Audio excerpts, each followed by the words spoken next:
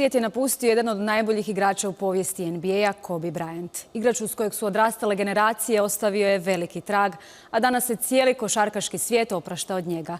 Ivona Hemen provešće vas kroz najbolje od njegove karijere.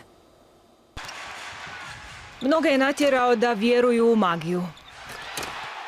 Jer njemu je 60 ili 80 poena po utakmici bila rutina. Zakucavao je preko 10 godina mlađih igrača, zabijao kako je poželio. Ali ovoga puta bez teksta je ostavio svojim odlaskom.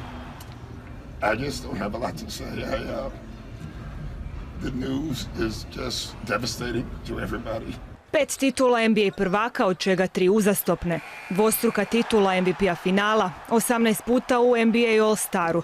Sve što je dotaknuo pretvorio je u zlato, pa tako i olimpijske igre u Pekingu i Londonu. Everything I learned came from Kobe. Everything. Take Kobe away, I wouldn't be here. No, you just always knew how hard he worked.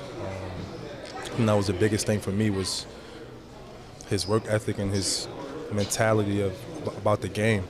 Karijeru je završio nakon 20 godina 2016. protiv Utah Jazza.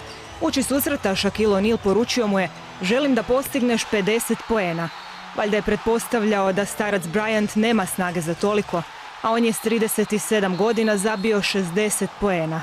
He went beyond great playing. He was a competitor